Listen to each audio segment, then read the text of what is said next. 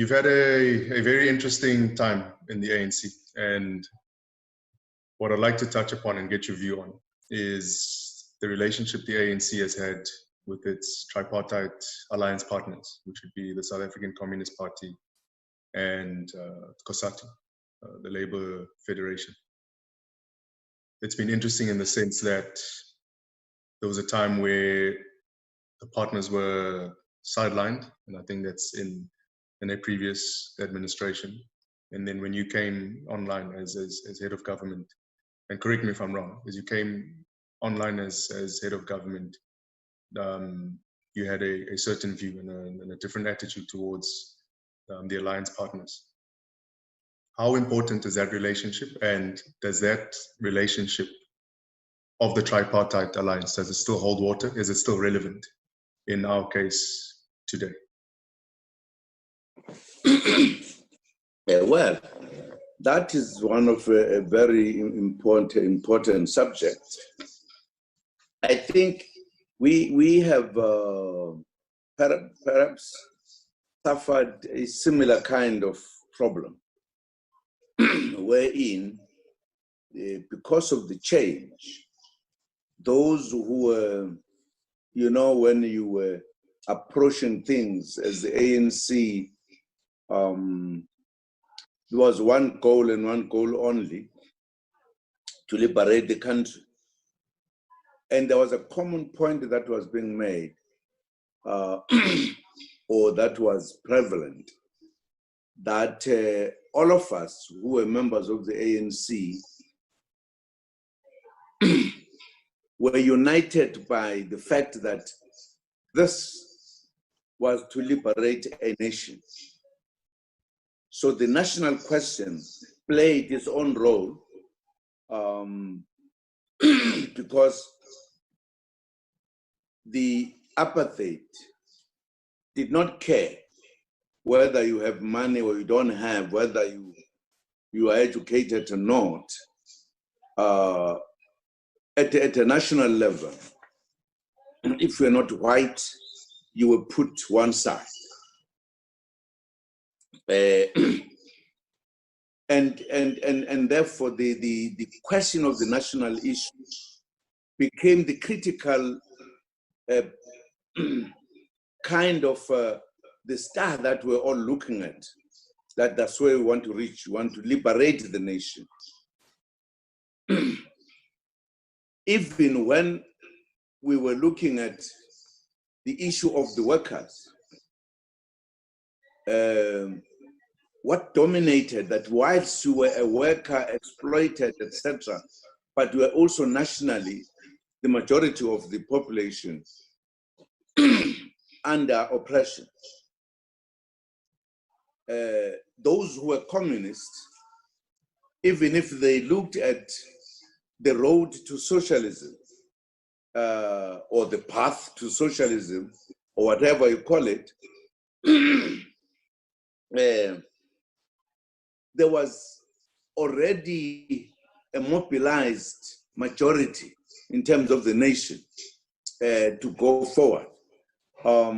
So precisely because of the understanding of our political oppression, national class, etc., that in itself made us to see the cause to be together all the time, to assist each other and to move forward.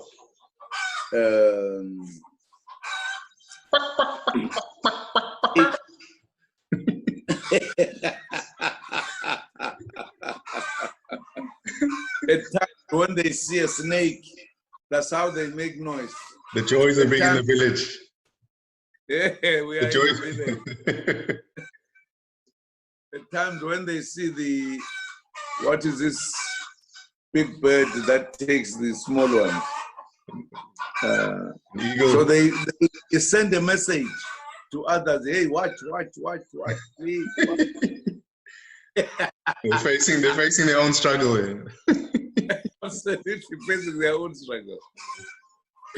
Now, the issue that faced us And by the way, many of us knew that once we deal with the national question, there will be another phase that will come in.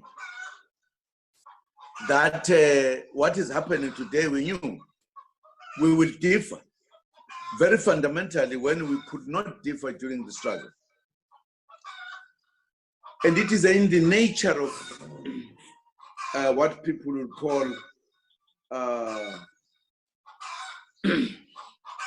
the things that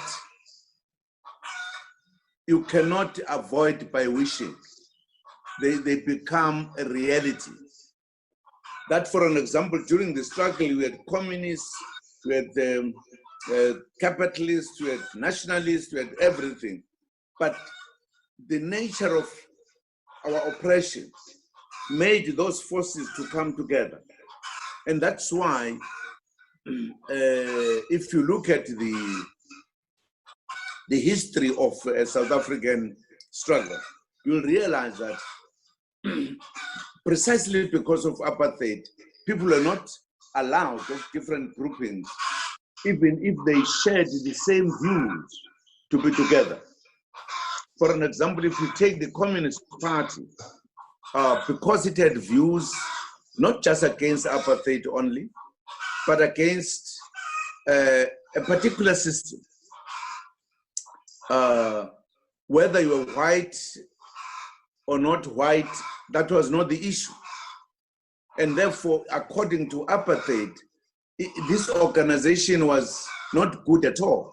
Not just because it wanted to change society from capitalism to socialism, but because it was, in a sense, interfering with the apartheid, the separation of people. If you're in a communist party, you then you are a member of the Communist Party. There was no any member of the Communist Party who's white must belong to a Communist Party that is white or black. It was one.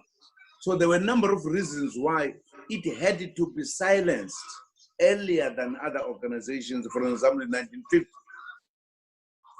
But that created an underground platform. In other words, the platform of the party deciding to operate invisibly in the country. And therefore, its struggle was a very serious struggle, one socialism, etc. What is above? But it must assist those who liberate themselves in different other forms, like the national form, for an example. But it was also important that it was in the course of the struggle that the very party, the Communist Party, which is the main driver of the organization of the workers, the trade union movement, and the conscientization of the workers that, in fact, as long as the system, whether you call it any other name, but the capitalist system is there to exploit the workers, not to help them. And therefore, the idea of the communists is that you need to destroy the system because the system is not right. But for the communists to do so, people who must constitute the bulk of the membership of the communists should be the workers, because they are the ones who have got nothing to lose if they destroy the capitalist system, right? Yes. So that is why that apartheid in South Africa assisted to sharpen, even whether you call it the national struggle, whether you call it the workers' struggle through the trade unions, and you wanted the workers to understand it even much better. And that's why, for an example,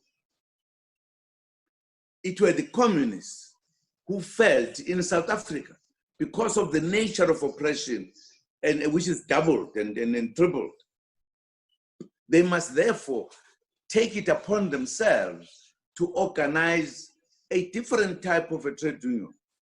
Not a trade unionist who is looking at the conditions at the factory floor only, but to look at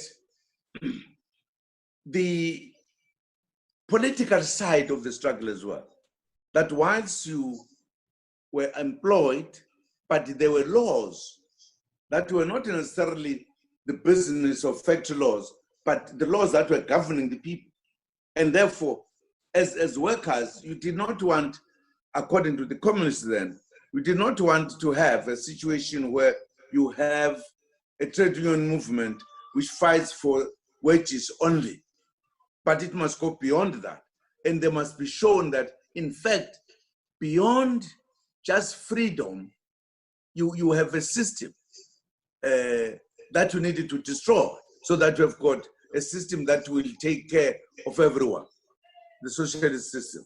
So this mixture in South Africa, mixture and combination, became so crucial in the struggle that, in fact, at the beginning, because the Communist Party was banned, could not be part of any open alliance or whatever.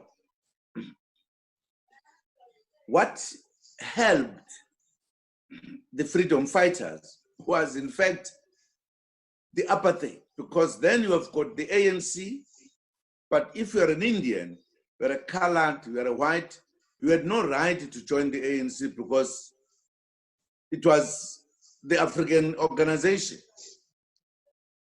Equally, if you're in the ANC, you couldn't join the Indian organization as well. So that's what brought the first alliance, wherein they then said, let us work as an alliance because it can't be in the same kind of organization. So they created their own, which is called the Alliance, which was led by the ANC, the South African Indian Congress, Colored People's Congress, Congress of Democrats, which was a Congress which was for the whites, and then the trade union movement, which was SACTU at the time. So the politics of the alliance emerged as a result of the prevailing conditions in South Africa. Now, it's important to study it from there, because then, because this powerful alliance was really delivering the serious blows to apartheid, what then you ended up with was the apartheid regime banning the ANC as well. Otherwise, outlawing the ANC in an attempt to disorganize, deal with the leaders of the union, etc. But what did that do? It actually helped the ANC to go underground as well. So underground, the ANC and the party were now in the same platform. So they could do anything without the enemy seeing. When you say the ANC and the party, which are you talking about, the Communist Party? Or... The Communist Party, yeah, the South African Communist Party, okay. Yes. Okay. So ending with that, you dealt with the situation. I mean, you were confronted with the situation that other organizations like the Congress of Democrats, because many of its members were members in any case of the party or of whatever. And COSATU, SACTU at the time, was then challenged by the state. The state dealt with its leadership, banned its leadership, etc. And many of them were members of the ANC in any way. There was also an emergence of getting into the armed struggle, where in another organization which was also operating underground Mkhonto weSizwe, had to be born underground, not appear anywhere else, just announce itself. So that many of these members, some of the members were in the Congress of Democrats, Colored People's Congress, whatever, they would be party of. But it was an organization that was not legal in any way. So you ended up with a new kind of an alliance being forged underground, which was now including ANC, the South African Communist Party in particular, and COSATU, and SACTU rather, at the time. Yes. Now, the South African struggle had taught us that all of us are fighting for the common goal, although the stages and distances will be different whatsoever. So when then we got our freedom, I'm merely touching on this to show that the alliance became a very unique political organization in South Africa. When, for an example, the issue of the workers to be on the ground all the time was important, ANC, the South African Communist Party, and SACTU worked hard to establish COSATU, so that there is now a new organization that operates and is important for the mobilization of the workers. So we all thought alike. We wanted freedom, belonged to us, etc., etc. Once we were free, we reached a particular, very important halfway, as the communists would call it, wherein communists who were ANC, cadres of the ANC at the same time, had to participate in the new setup now to run the government, etc., etc. Yes. As well as some workers who were leaders of the workers who had now played their part, but also there was this huge task of running a country. I said when I was remarking other days, the interest, therefore, the interest of individual members, which was put together in one basket by the national question. Once the national question was gone, right? Yes. Only to talk about how to build a nation, etc. But you were not oppressed because you were black. You were free to do anything. So if I wanted to do a business, I became a businessman. In fact, many comrades who were prisoners, who were in UDF, who were in the ANC, became business people. Now, once that happens, the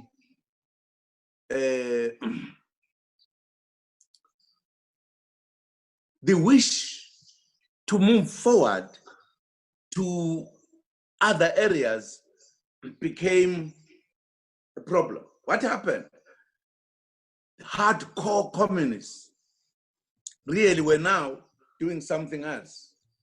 So the Communist Party as an organization fell into the hands at that time of people who had just joined the party, some of them who joined it as we were unbanned.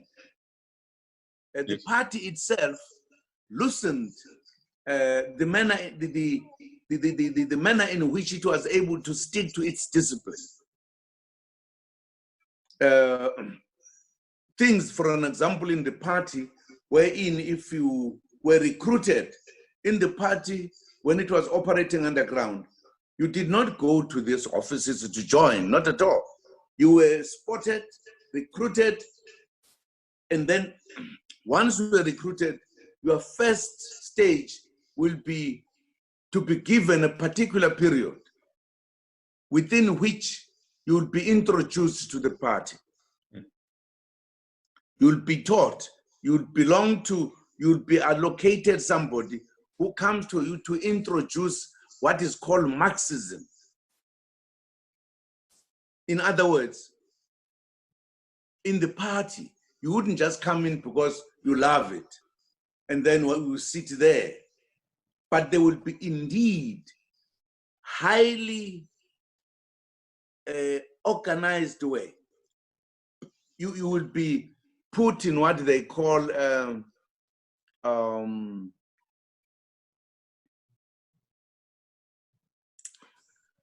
before you are accepted to join as a full party. What do you call it? I'll tell you. I'll tell you in a minute. Okay. So that you will be deliberately taught, and somebody will be looking at your progress to grasp the Marxism, Leninism, to understand politics in its own, in its scientific way. So it was a sort of training. It was a sort of yes, training.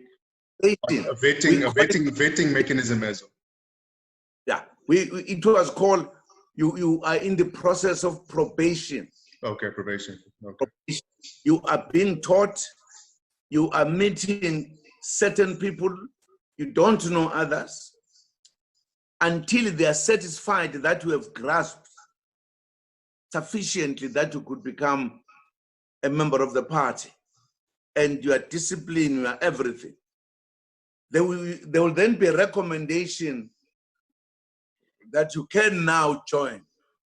If you have finished your probation, you become a member, you are introduced to a cell, to comrades that we are going to working with. In other words,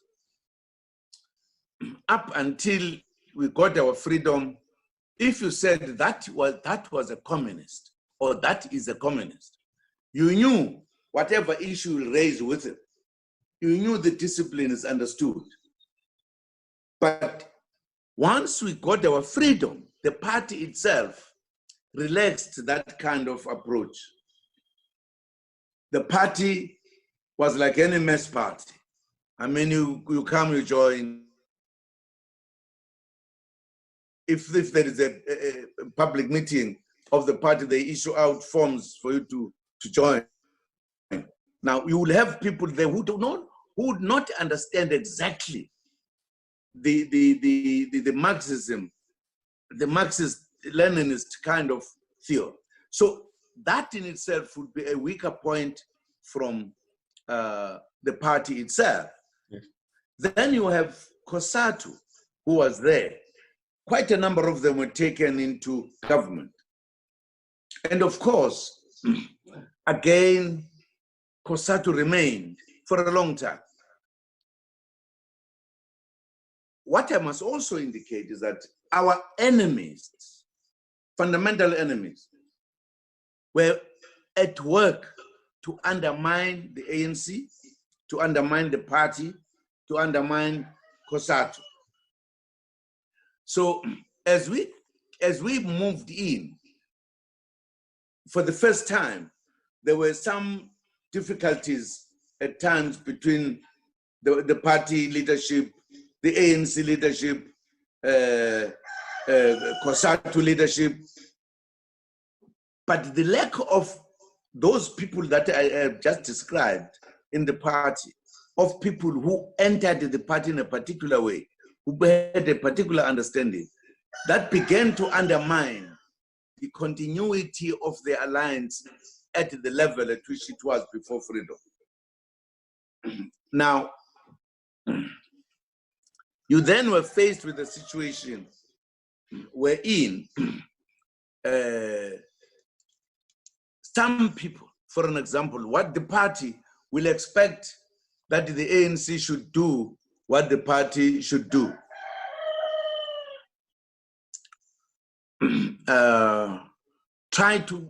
Want to push the ANC to implement what otherwise is supposed to be implemented by the party. But also, the eagerness to get into government rather than to proceed with the struggle to socialism. Now, if you were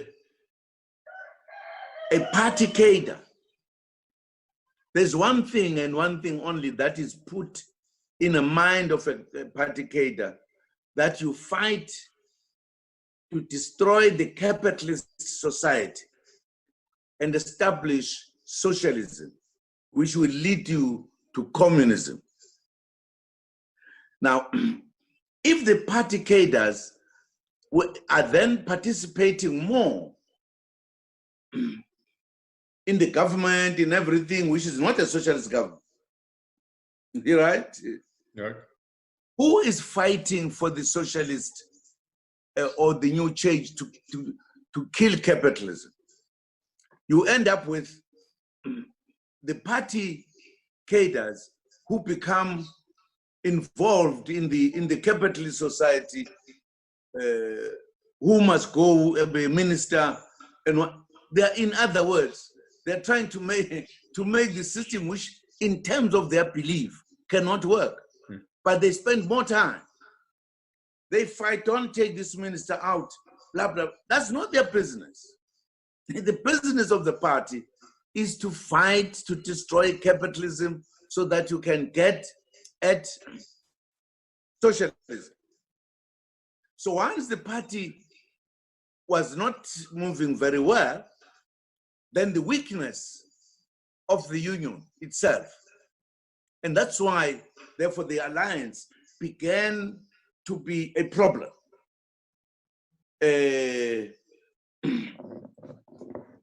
I think some of us tried to put it together, but we were late because people, as I say, they were now, you had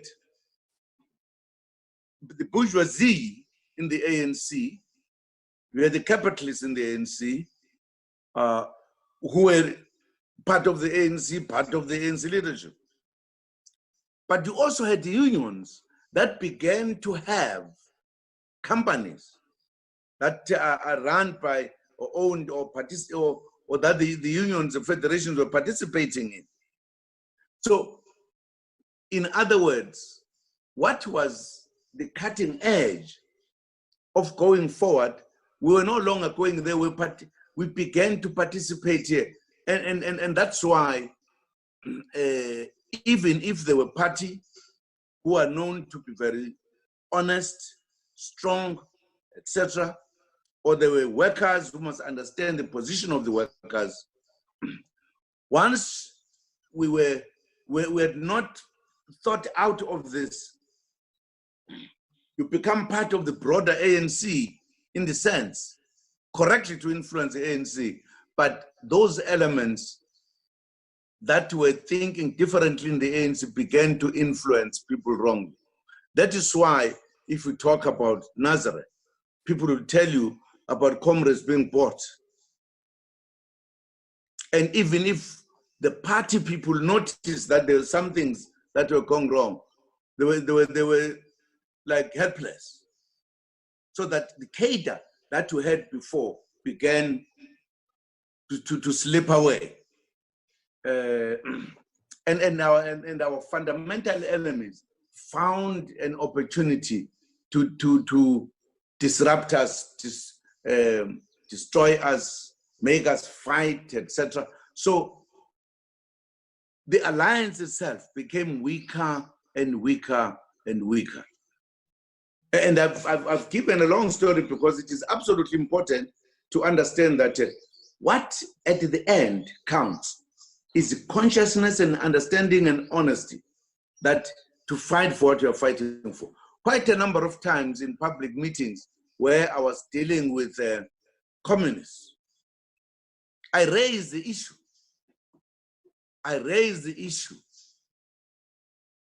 Why communists are no longer talking about socialism? When are we getting to socialism? Who is fighting socialism if they were busy participating in hairy-belly squabbles, etc.? I think, therefore, the alliance, in my view, at this point in time is at the weakest point. All of them, they will have to sit back and replan. The alliance needs to meet and say, how do we distribute our work, for an example?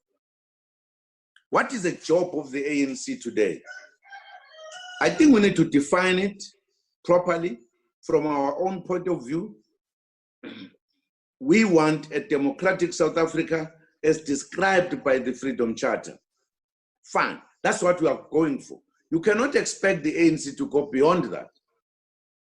Because it's not a communist. The ANC is a democratic organization.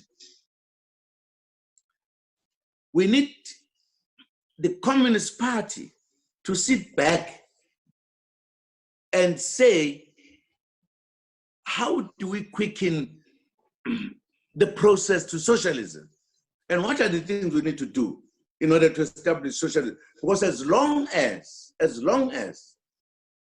the system is not the system that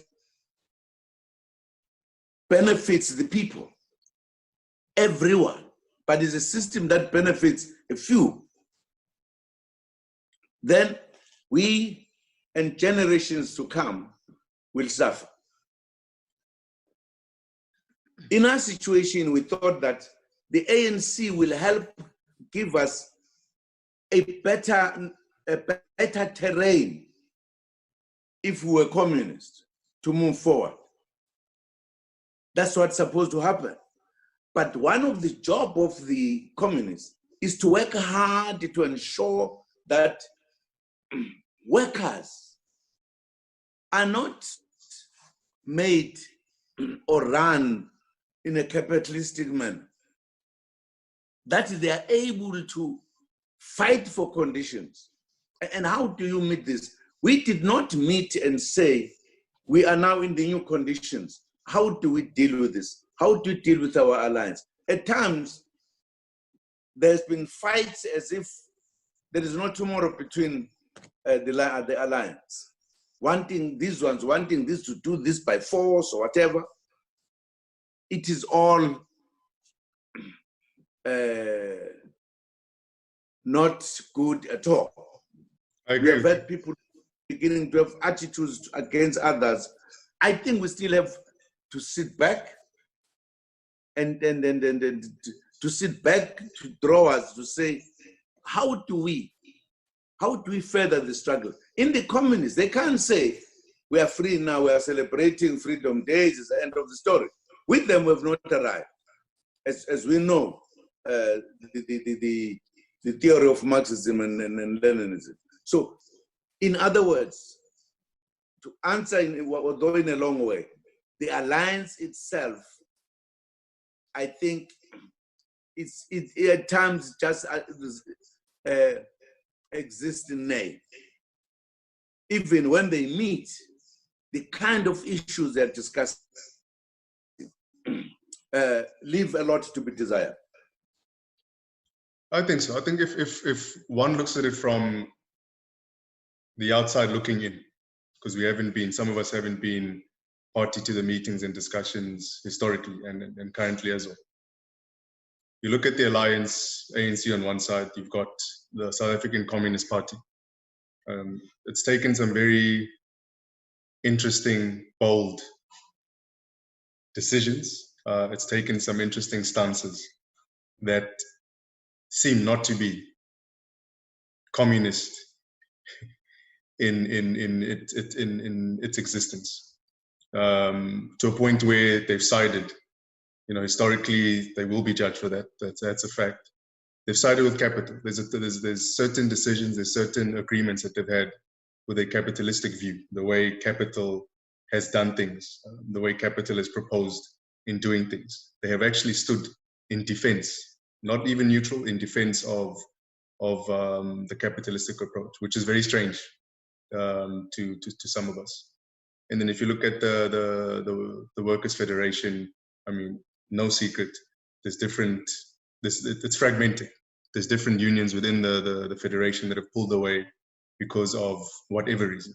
They know better than any of us do. So I think it's an interesting time where you have a fragmented alliance, not just as the tripartite alliance, but within themselves, where decisions taken, stances taken are completely contrary to their belief, to their core, to the DNA of what these institutions stand for. So that's my view on that. It's a very simplistic one, but it is a layman's view from the way we see it. It's an interesting view, very direct, interesting. No, I mean, the SACP, I mean, I think one can say it's no more South African Communist Party, it's a South African Capitalist Party, because they've taken that stance. But that's just me.